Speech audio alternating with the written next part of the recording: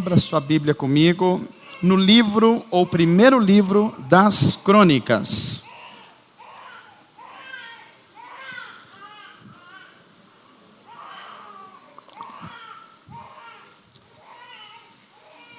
Primeiro livro das Crônicas, capítulo 21. Nós queremos dar boas-vindas aos irmãos e amigos que estão nos vendo pela internet, pelo site comunidadeatos.org. Deus abençoe você, cuja câmera está sendo coordenada pelo Fabião. Deus abençoe nosso mano querido, e vocês que verão esse vídeo da pregação durante a semana. Esteja conosco, vamos juntos nos submetermos à palavra de Deus. Acharam? Primeiro livro das Crônicas, capítulo 21. É bom que a gente entenda o contexto do que nós estamos lendo. Crônicas diz respeito a contar histórias e experiências da vida da nação de Israel numa época, sobretudo na época dos reis. É por isso que nós temos na Bíblia Sagrada 2 livros, então 3 livros, na verdade, que contam a história dos reis de Israel, da monarquia. São Crônicas, Reis e Samuel. E por que é que a Bíblia precisa de 3 livros duplos para contar essa história? Porque ela é muito rica, é a história da redenção. Deus está agindo na história, Deus está coordenando os fatos. É muito curioso que quando você ler os livros de Samuel, você vai ver a história, sobretudo, de Saul, primeiro rei, e de Davi. No livro dos reis, você vê a sequência dos reis que vieram depois desses 2. E é uma linguagem de historiadores, é muito curioso isso. Mas quando você chega em Crônicas, a linguagem muda. É uma linguagem teológica, por assim dizer. É como se fosse uma linguagem agora de um sacerdote e não do historiador. Em Reis, a linguagem é uma linguagem historiadora humana. Em Crônicas, a linguagem é a linguagem de Deus, é a visão de Deus sobre a nação de Israel. E eu queria que você tivesse essa percepção enquanto nós vamos lendo aqui. Primeiro livro das Crônicas, capítulo 21, a partir do verso 22, e a gente vai até o 25. Davi está conversando com um homem, esse é um diálogo, portanto compreenda o que está sendo dito aqui. Diz assim a palavra de Deus: E Davi lhe pediu: ceda-me o terreno, a sua eira, para eu construir um altar em louvor ao Senhor, para que cesse a praga sobre o povo. Venda-me o terreno pelo preço justo. Mas Araúna, que é a pessoa que está falando com Davi, disse a Davi: considera o seu, Davi, que o meu rei e senhor faça dele o que desejar. Eu darei os bois para o holocausto, eu darei também o debulhador para servir de madeira, e também darei o trigo para a oferta de cereal. Tudo isso eu dou a ti.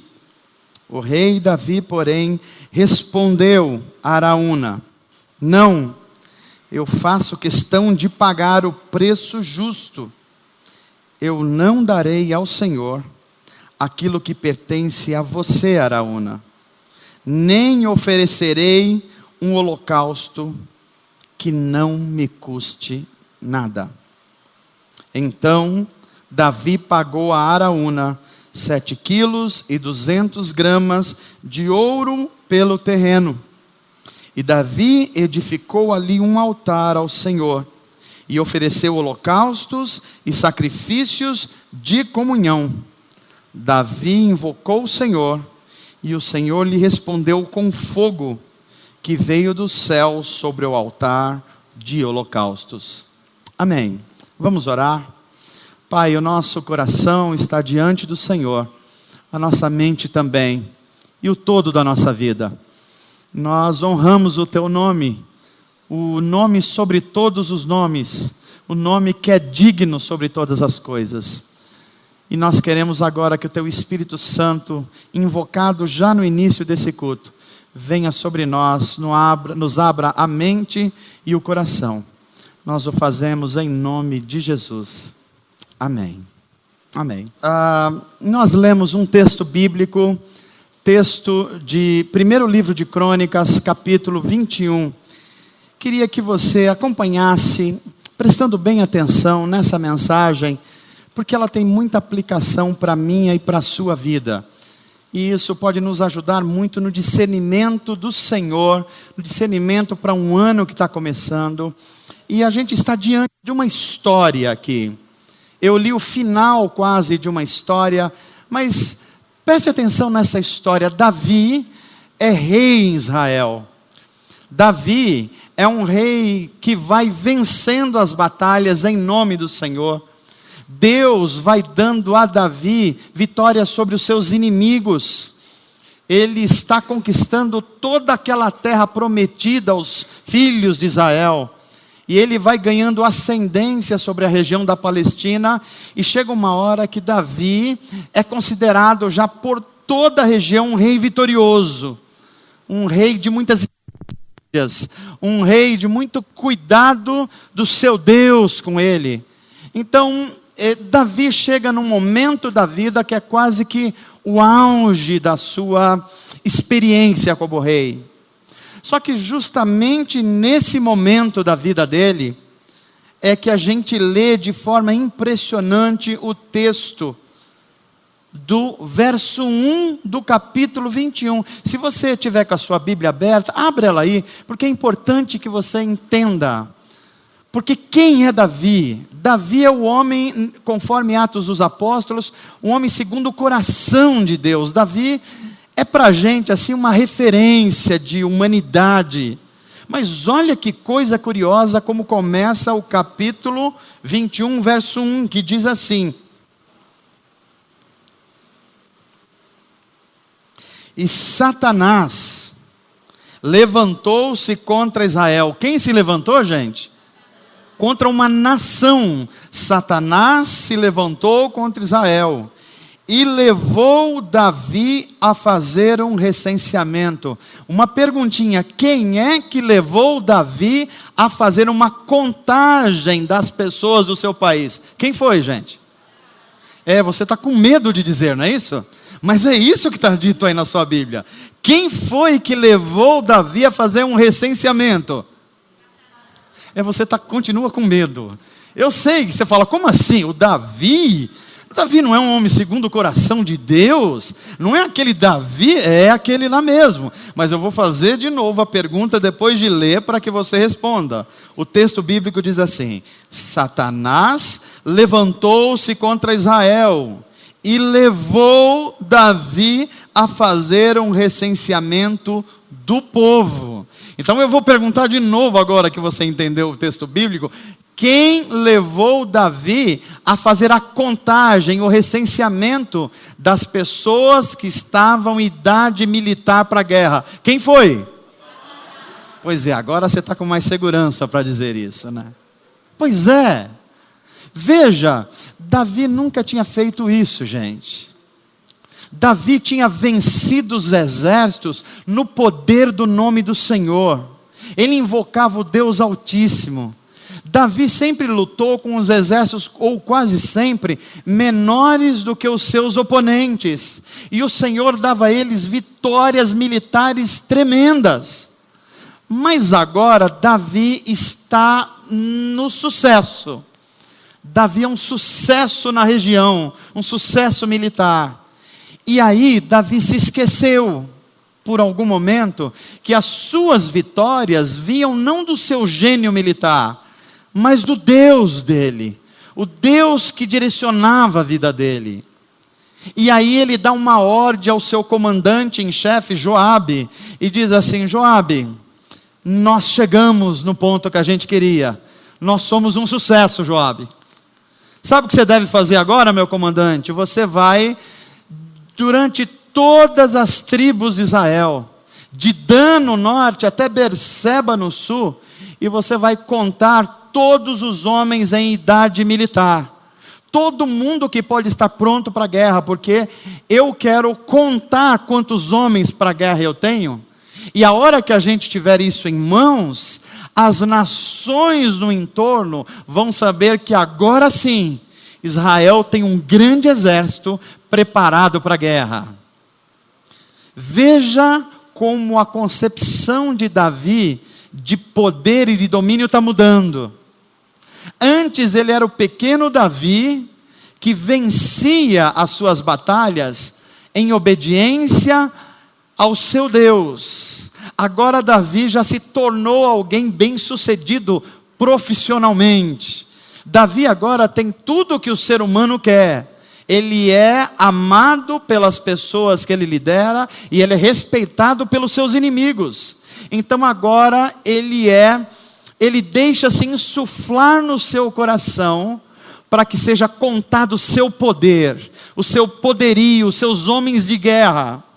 E quando ele diz isso a Joabe, e olha como é importante a gente ter conselheiros. Joabe, que é o seu comandante, fala assim: meu rei Davi, o meu desejo é que Deus dê muitos homens a você e muitas vitórias a Israel. Mas para que o Senhor quer fazer essa contagem? Deus tem nos dado vitórias retumbantes. Eu estou aqui, eu estou na frente do seu exército. Para que a gente precisa contar os nossos homens? Mas Davi insiste com Joabe e diz: não, eu quero isso. Saia hoje mesmo. E você e os comandantes vão fazer a lista dos homens prontos para a guerra. E eles saem, contrariados, mas saem.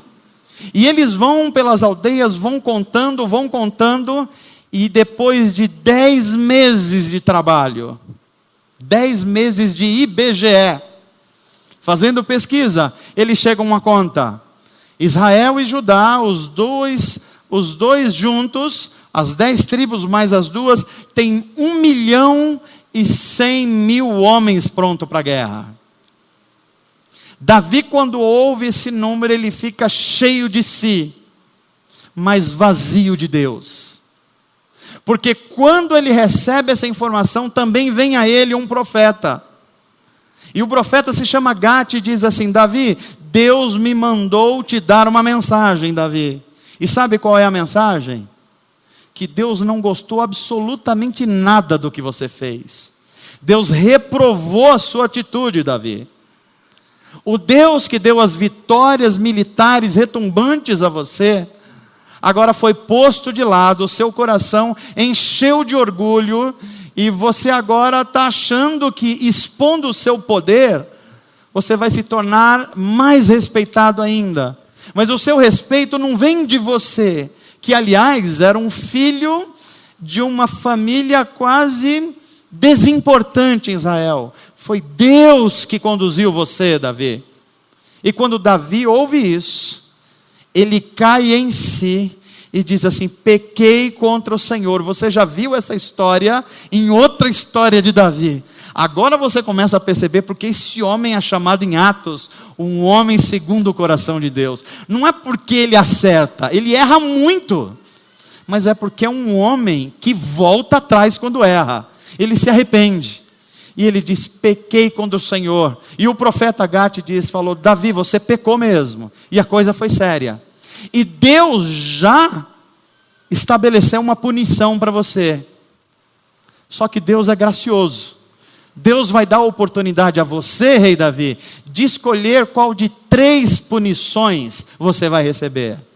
Primeira punição, Davi: Deus vai enviar 3 anos de fome sobre a nação de Israel inteira. Então, sabe aquele rei que você achou que poderia ser sem Deus, que provia tudo para os israelitas? Pois é, Deus vai mostrar que é Ele e não você que cuida da nação de Israel. Segunda punição que você pode escolher, Davi: durante 3 meses, Deus vai expor você à espada dos seus inimigos. E você vai perceber que as suas vitórias sobre os gigantes, sobre as nações do entorno, não foi você, mas foi Deus. E quando Deus se retirar, você vai ver como os seus inimigos vão prevalecer sobre você. Terceira opção, Davi: 3 dias, o anjo do Senhor vai trazer uma praga sobre a nação de Israel. E vai ceifar a vida de muitos israelitas. Diante de você, Davi. 3 anos de fome no reino inteiro. 3 meses de derrotas terríveis para os seus oponentes. Ou 3 dias de uma praga, de uma moléstia, que vai ceifar a vida de muitos israelitas. Eu não sei o que você escolheria. Mas Davi escolheu a terceira alternativa. E Davi, quando escolhe, ele diz assim: eu escolho receber essa punição, porque é melhor cair nas mãos do Deus Altíssimo, do que cair na mão dos homens injustos e violentos. É melhor receber a punição de Deus, que me ensina o meu erro e me corrige, do que ficar exposto nas mãos dos meus inimigos corruptos e injustos. E Deus faz isso. Deus começa a ferir através de um anjo grande parte das localidades de Israel. E vai morrendo gente. 3 dias, vai morrendo gente no primeiro. 5.000, 10.000, 20.000, 50.000 pessoas. Quando o número chega a 70.000 pessoas, Davi fica desesperado. Ele fica desesperado e ora a Deus. E diz: Deus, fui eu quem pequei. Que a tua punição venha sobre mim. Venha sobre a minha família, sobre os meus descendentes. Mas poupe esses homens e mulheres de Israel, que são ovelhas que não pecaram contra o Senhor. Fui eu que pequei. E nessa hora o texto de Crônicas nos diz que o anjo do Senhor está com a sua espada desembainhada sobre agora a capital Jerusalém, o lugar mais povoado de Israel. Muito mais gente vai morrer. Mas Deus diz: basta o anjo, e o anjo para. E Davi fica olhando a instrução que vem de Deus, e o anjo diz a Davi: Davi, o mais rápido que você puder, construa um altar de arrependimento e adoração ao seu Deus. E Davi ouve a voz do anjo, e na hora que ele ouve, ele está diante de um terreno, de um homem. Esse homem chamado Araúna, que você leu aí. E ele está diante da eira do Araúna. Eira é um nome que você já viu em algum provérbio popular. Você, por exemplo, já viu uma expressão que uma pessoa está sem eira nem beira. Já viu isso?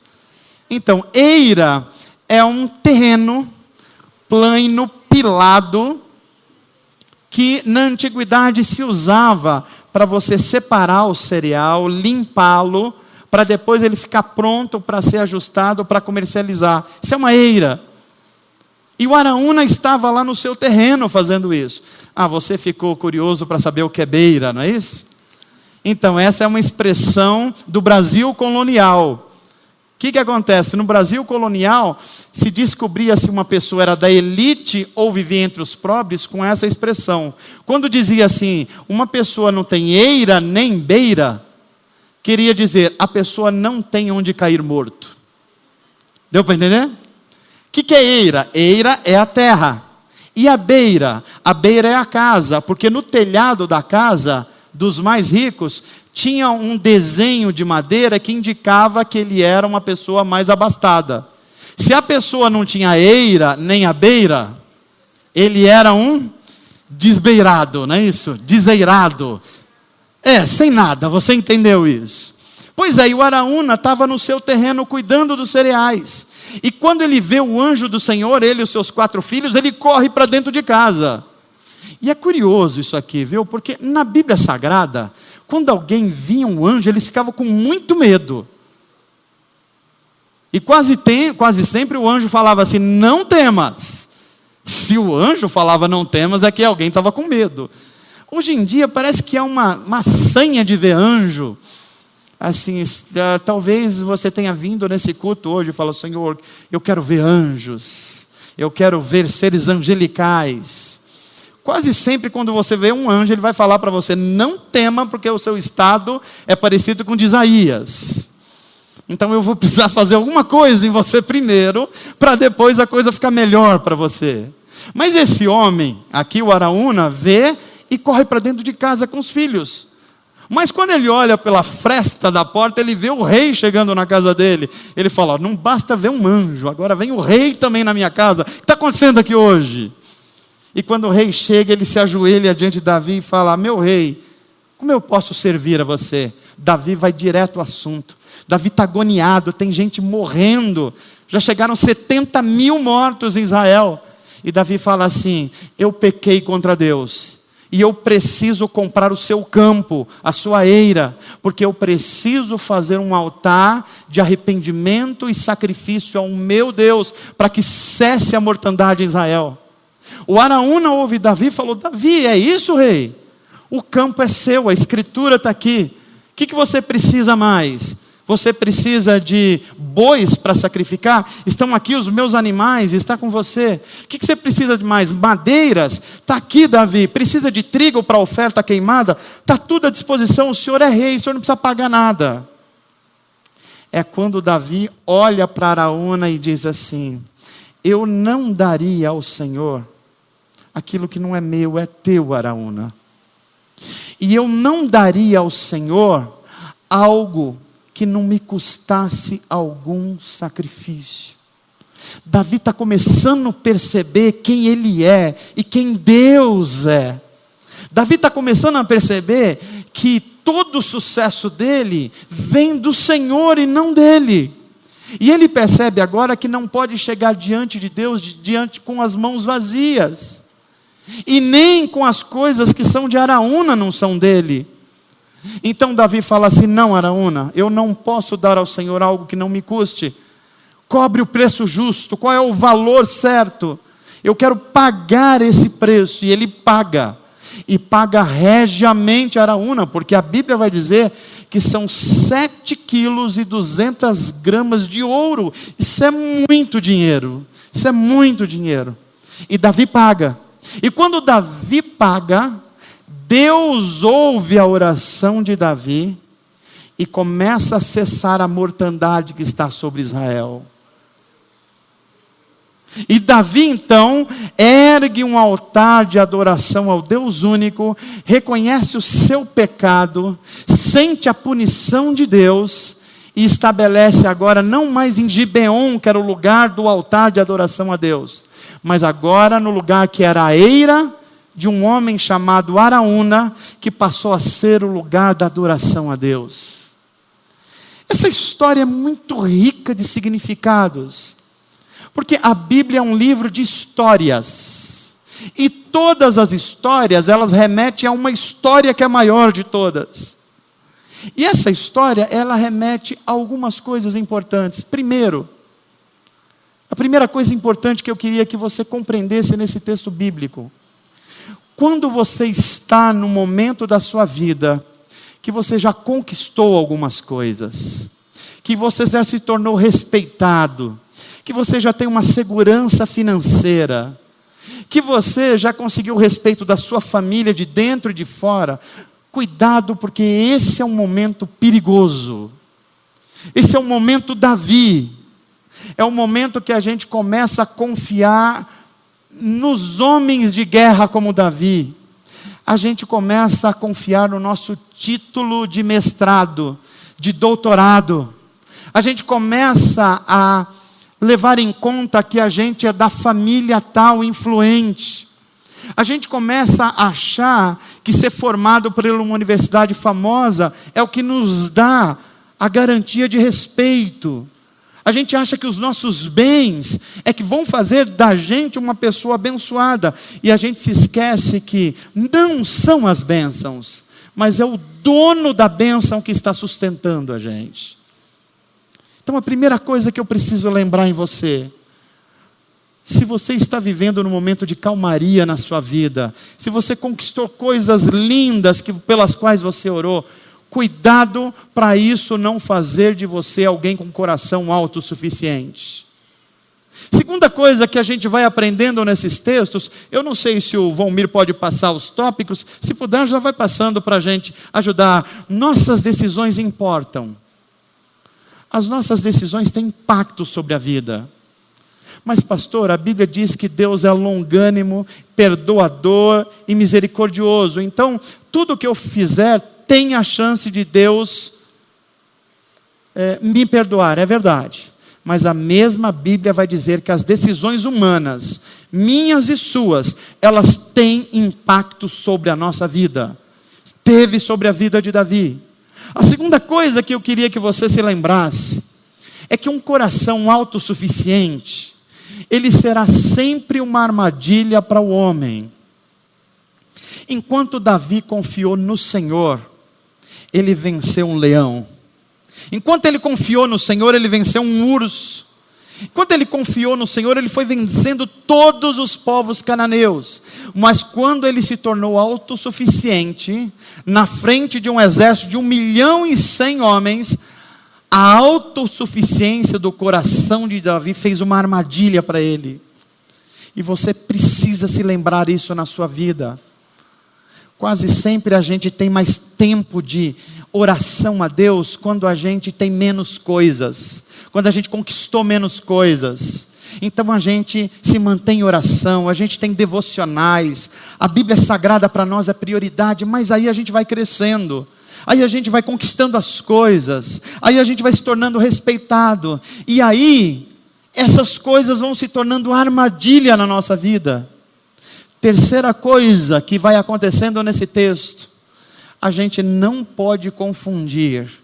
Graça e misericórdia de Deus estão disponíveis, mas a santidade e a justiça de Deus também estão presentes na nossa vida.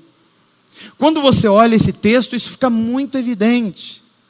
A Bíblia Sagrada vai dizer que há um coração contrito, arrependido, Deus não despreza. Mas a mesma Bíblia Sagrada vai dizer, de Deus não se zomba.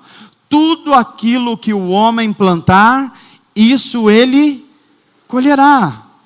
Então nós vivemos numa dinâmica que a graça e a misericórdia alcançam o arrependido, mas as minhas decisões causam impacto na minha vida e na vida dos outros.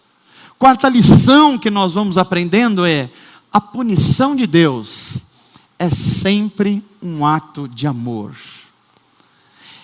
Nós vivemos num tempo que falar em pecado e punição é quase uma palavra estranha.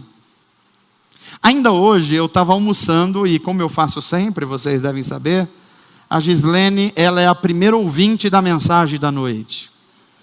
E eu estava pregando essa mensagem para ela na hora do almoço. E ela me disse assim, você vai falar em pecado e punição mesmo? Eu disse, eu vou, porque a Bíblia fala. Mas será que as pessoas vão entender?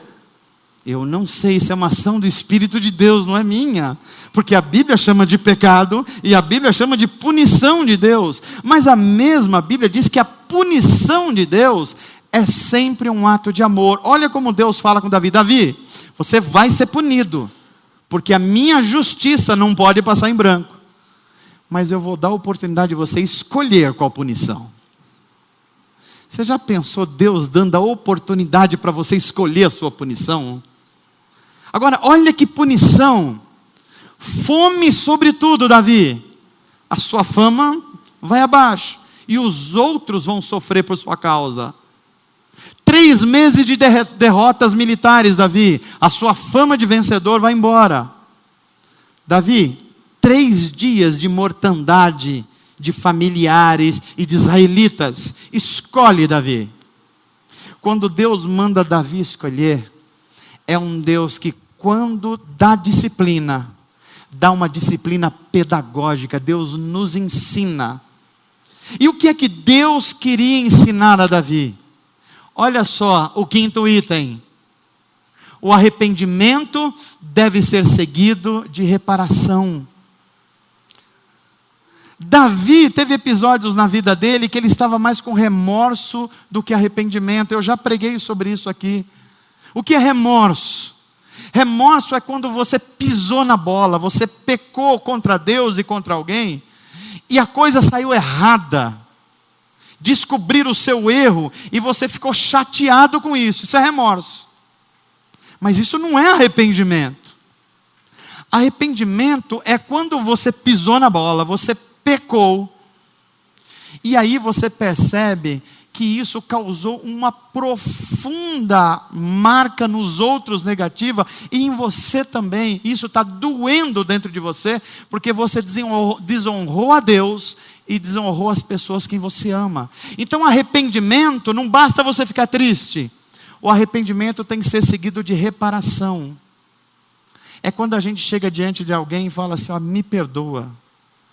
O que eu puder fazer para corrigir o erro que eu fiz, eu estou à disposição.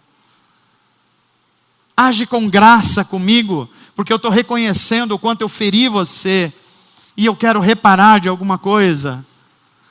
Eu fico pensando se nos nossos casamentos, nas nossas relações familiares, a gente tivesse mais arrependimento e menos remorso, a gente estaria corrigindo muito mais coisas na nossa vida. Vocês acham assim?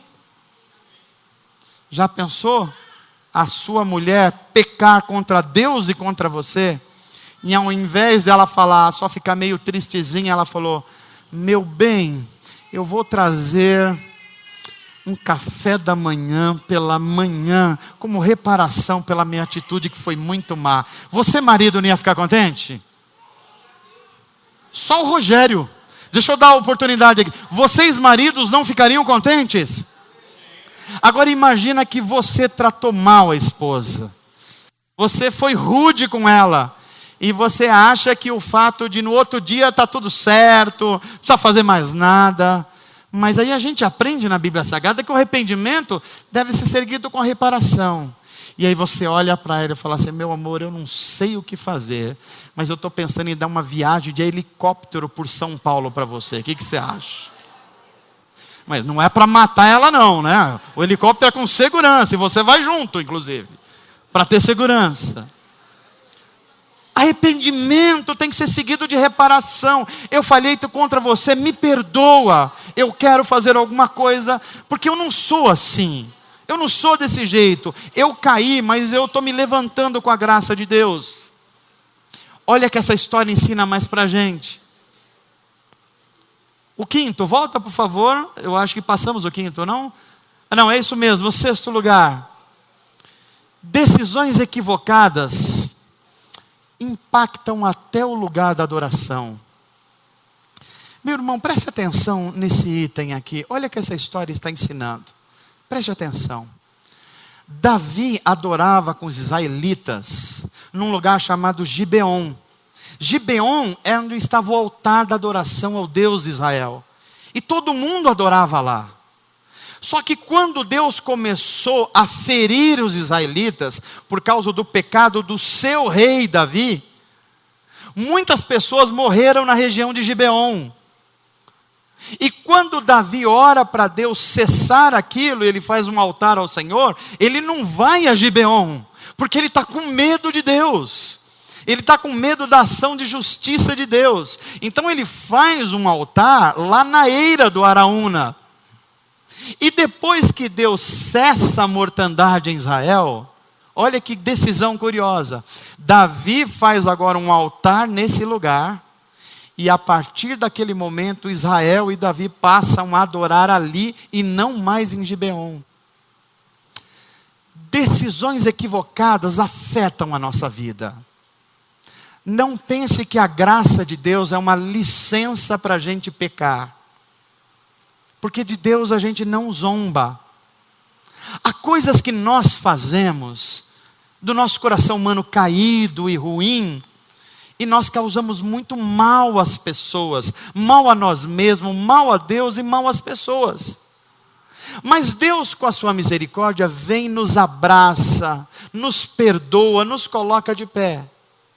Mas você não pode esquecer que com a graça de Deus, a santidade de Deus também anda juntos. No caso de Davi, ele não conseguiu mais adorar em Gibeon. Ele passou a adorar agora num outro lugar, lá na eira do Araúna. Sabe o que isso quer dizer? Você já deve ter percebido isso na sua caminhada familiar e de igreja. Há decisões erradas que nós tomamos. Há decisões equivocadas na nossa vida, que são tão equivocadas que elas vão causar efeito a longo prazo na nossa vida. Há coisas que nós fazemos que afetam as pessoas, como Davi. O pecado dele afetou as outras pessoas, causando até morte. Que tem um momento que mesmo você se arrependendo e se levantando pela graça de Deus, é melhor que você vá prestar o seu testemunho num lugar diferente, porque você não acha mais espaço no primeiro lugar. Não há mais testemunho no primeiro lugar. Não há inclusive confiança total no primeiro lugar.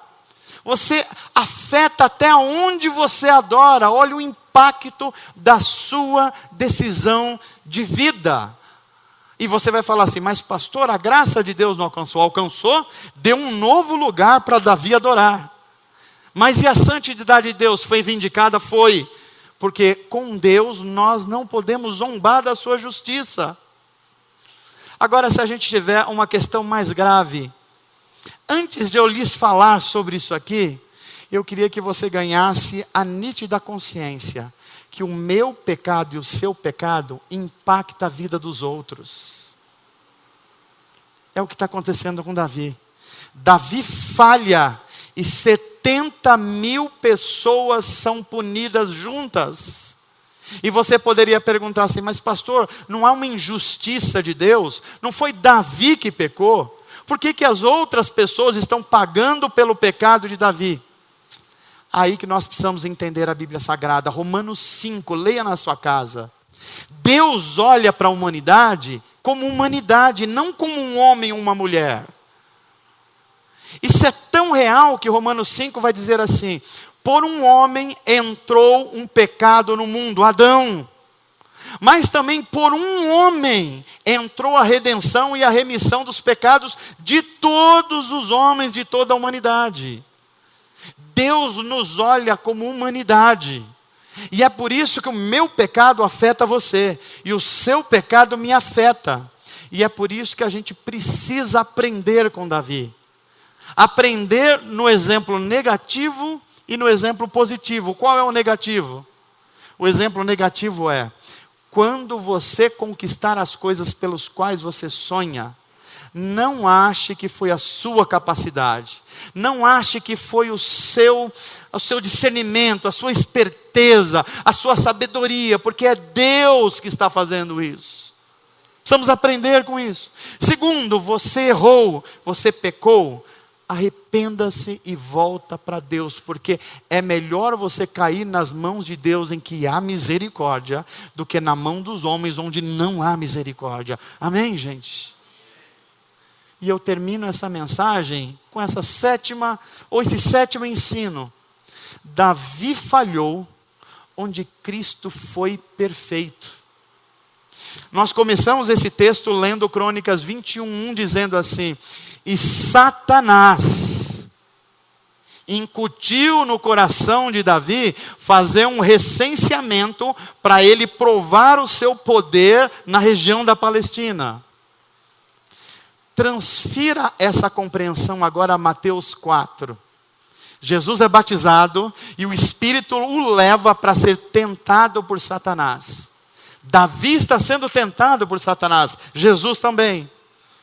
E a primeira tentação de Jesus é, Jesus, você está começando o seu ministério, tem pedras aqui, você está com fome, use o seu poder para isso, você agora é o cara, você chegou, você está trazendo o reino de Deus, até nós, imagina Satanás dizendo isso, até nós do reino das trevas sabemos disso, porque os demônios sabiam, você vê no Novo Testamento, eles dizendo, nós sabemos disso, transforma, mostra o seu poder para toda a região. E qual é a resposta de Jesus?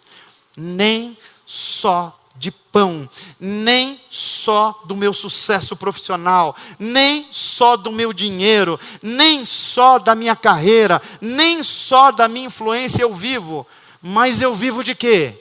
De toda a palavra que sai da boca de Deus. Onde Davi falhou, Cristo foi perfeito. Olha a segunda tentação. O maligno olha para Jesus e o leva, o transporta ao pináculo do templo e fala, pula Jesus, está escrito. Mostra o seu poder, mostra a sua fama. Mostra que você vai ser o cara conhecido em todos os lugares, porque os anjos vão vir e vão segurar você. E Jesus, diferentemente de Davi, não manda contar o seu poder, mas disse assim: não tentarás o Senhor teu Deus. Eu não vou pedir a Deus aquilo que é contra a vontade de Deus. Eu não vou orar a Deus aquilo que Deus não se agrada para a minha vida. Eu vou orar: venha o teu reino e seja feita a tua vontade. Onde Davi falhou, Cristo foi perfeito. Se você olhar a última tentação, Satanás falha em todas, mas na terceira ele olha para Jesus e fala assim: olha, eu sou o príncipe desse mundo, está nas escrituras lá, e eu posso dar todos os reinos de mundo, eu posso influenciar todos os governantes, o Trump, o cara da Coreia, o pessoal da comunidade europeia, todos eles, eu posso fazer com que eles adorem você. E tem mais, você não precisa ir para a cruz. Jesus, deixa esse negócio de cruz, você é um sucesso, você tem poder. Esse negócio de submeter, que história é essa de obediência ao Pai? Deixa isso tudo para lá. O que você precisa é viver o evangelho da prosperidade. Você precisa ser um sucesso, Jesus. E Jesus olha para o maligno e diz assim: eu não adoro coisas, eu não adoro poderes, eu não adoro matérias, eu não adoro qualquer sistema humano. Somente ao meu Deus e meu Pai eu vou adorar, e somente a Ele eu vou prestar culto. Onde Davi falhou, Cristo foi perfeito. A história de Davi é uma sub-história de Cristo. Ela aponta para Cristo. Ela aponta que até os mais admirados homens da Bíblia falhou Davi.